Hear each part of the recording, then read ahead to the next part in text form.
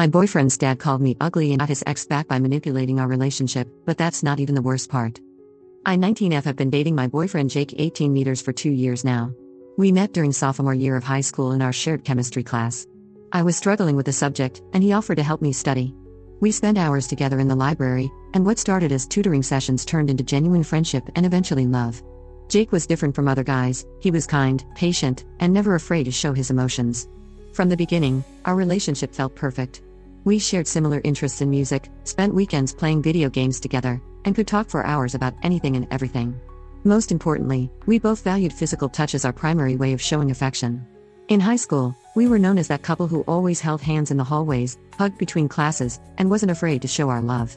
During our junior year, Jake's friends would sometimes tease him about being too affectionate. They'd make immature jokes or mock him for being whipped. When this happened, he would distance himself physically from me until his friends left. I never made a big deal about it because I understood, teenage boys can be immature, and I figured they would grow out of this behavior after graduation.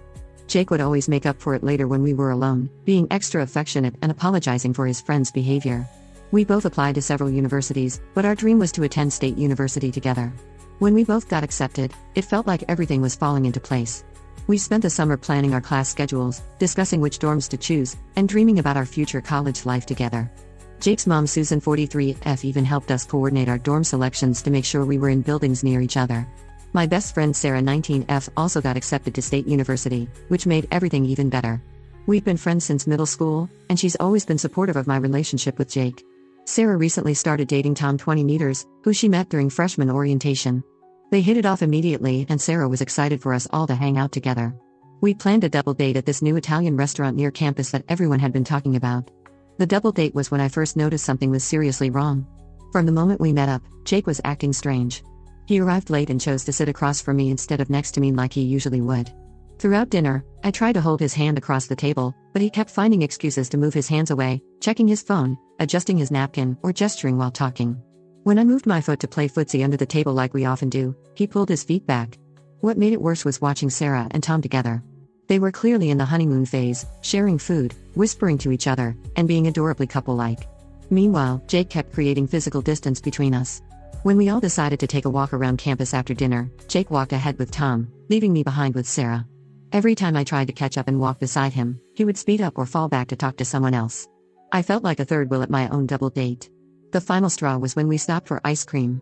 Sarah and Tom shared a sundae, feeding each other bites and being cute. When I suggested Jake and I share one too, he quickly ordered his own cone and walked outside to eat it. I could see Sarah giving me concerned looks, but I tried to play it off like everything was fine. After the date, I waited until we were alone in my dorm room to confront him. I asked him directly if he was embarrassed to be seen with me. At first, he tried to brush it off, saying he was just trying to get to know Tom better. But when I pressed him about his behavior, he finally broke down and told me the truth.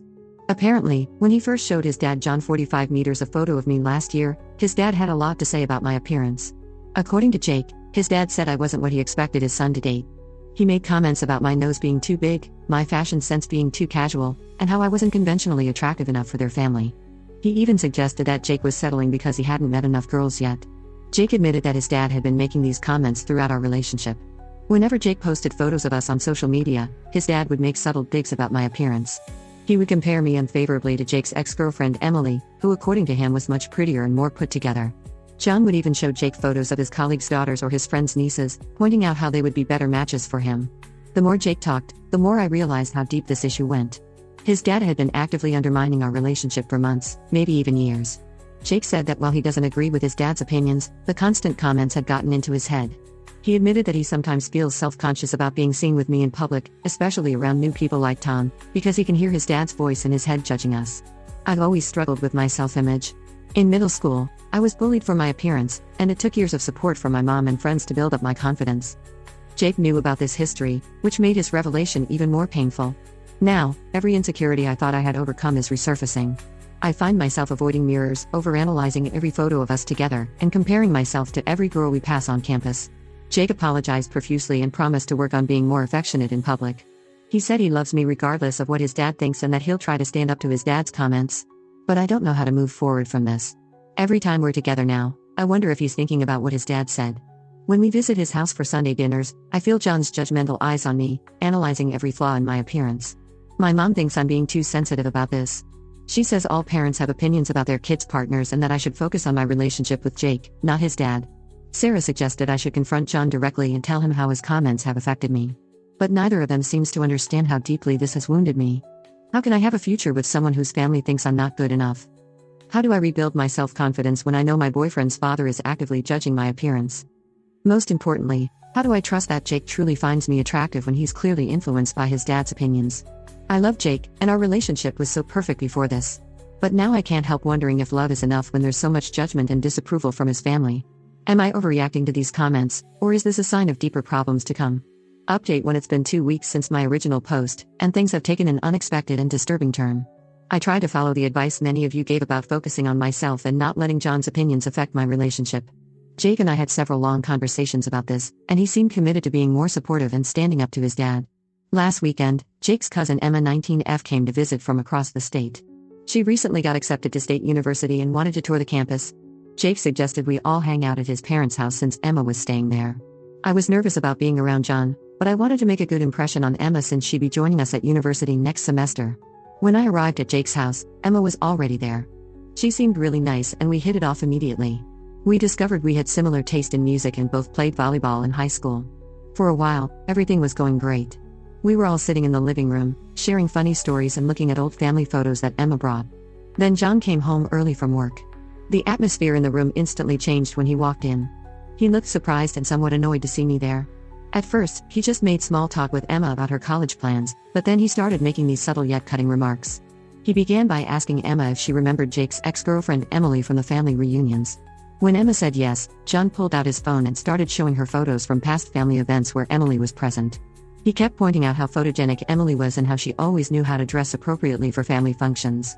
The whole time, he was throwing these quick glances in my direction, clearly trying to draw comparisons.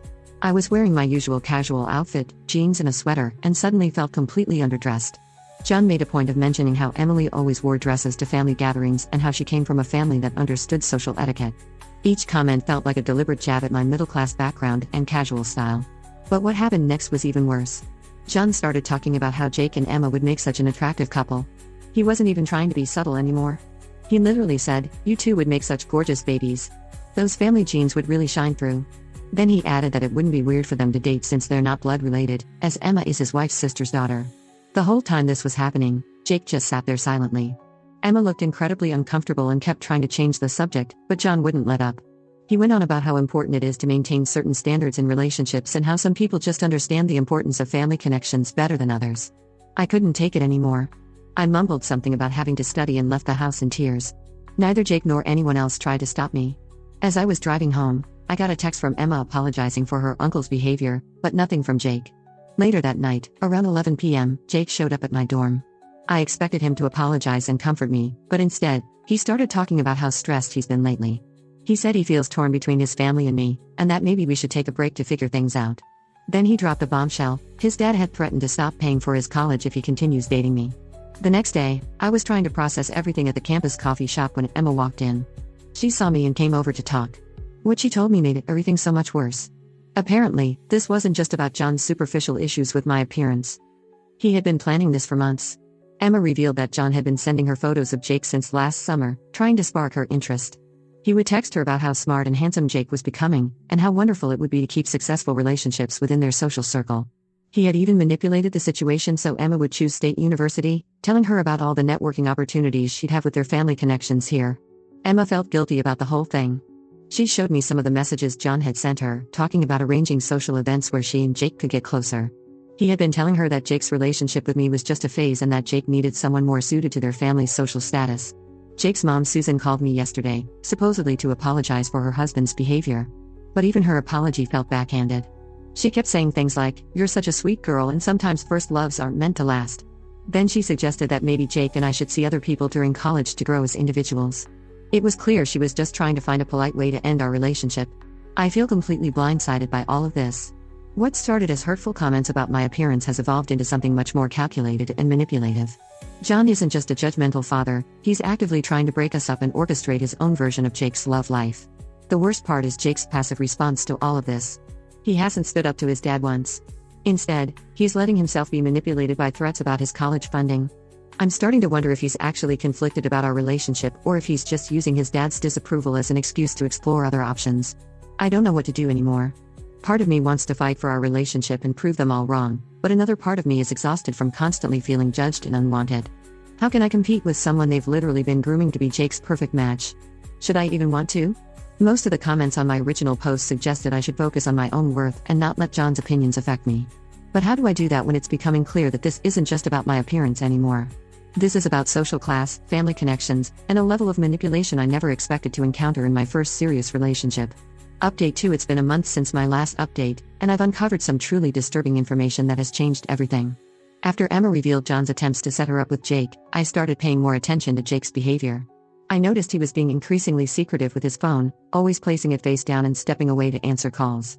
He was also spending a lot more time at his parents' house despite our ongoing issues with his dad. Last week, my friend Sarah saw Jake having lunch with Emily, his ex, at a small cafe about 20 minutes from campus. This wasn't just a casual run-in, they were sitting close together in a corner booth for over 2 hours. Sarah took a photo and sent it to me immediately.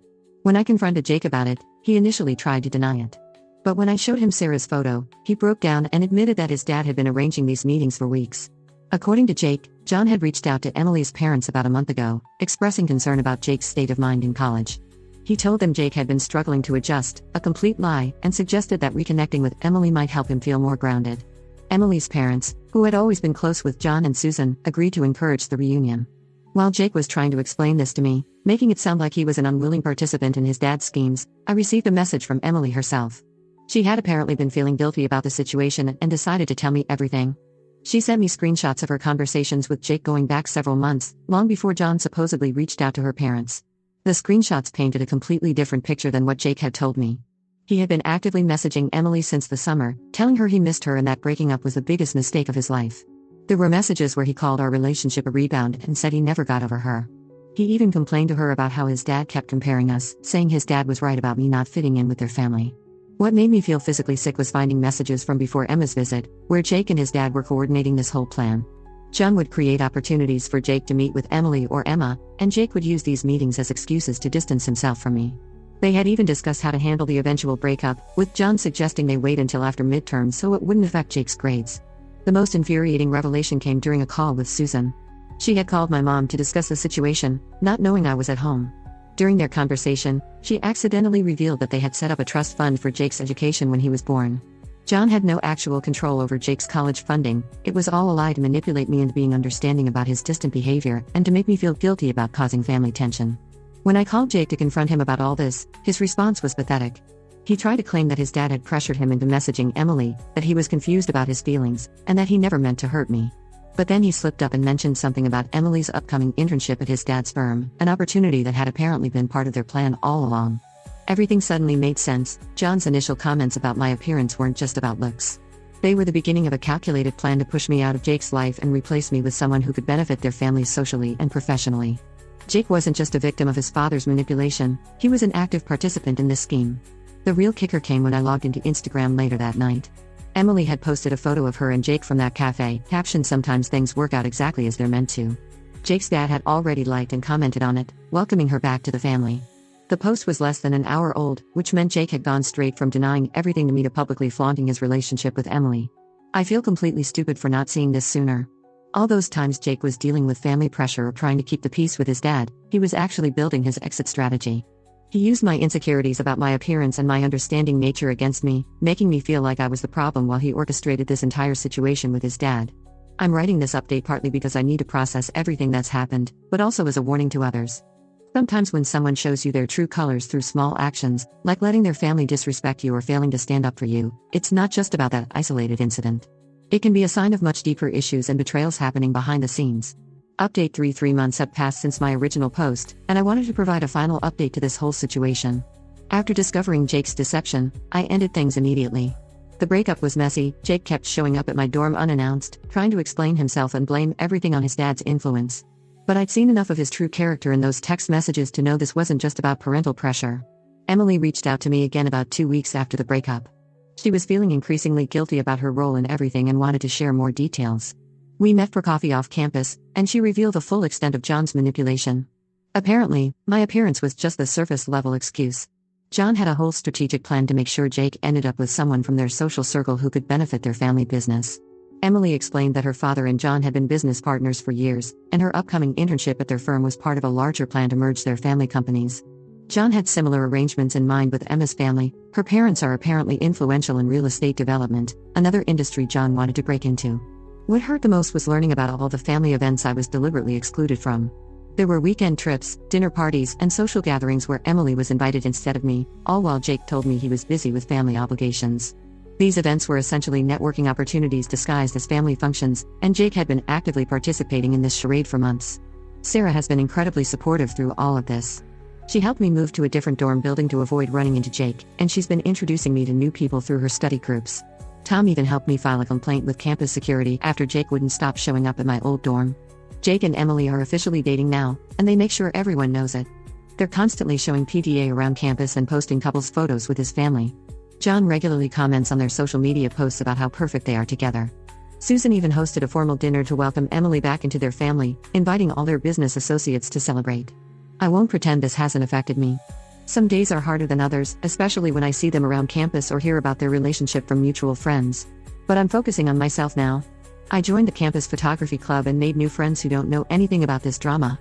I've also been spending more time with my mom, who finally understands why this situation was so devastating after learning the full story.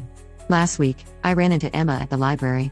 She's transferred to a different university for next semester, apparently deciding she wants nothing to do with her uncle's manipulation. She apologized again for her part in everything and warned me that John had similar plans for several of Jake's future girlfriends before he even met me. It was never about my appearance, I was just another obstacle in John's grand plan for his son's life. The most valuable lesson I've learned from all this is to trust my instincts. Those early comments about my appearance should have been a red flag, not something to work through. Someone who truly loves you would never let others diminish your worth, especially not their own family. I deserve someone who's proud to be with me, regardless of what anyone else thinks or what business opportunities they might be missing out on. I'm not dating right now, and I'm okay with that. I'm focusing on my studies and rebuilding my self-confidence. But next time, I'll remember that love shouldn't come with conditions about social status or family connections. And I definitely won't ignore red flags just because someone apologizes and promises to do better. This will be my final update. Thank you to everyone who supported me through this journey. I'm not fully healed yet, but I'm getting there, and I'm stronger for having gone through this experience.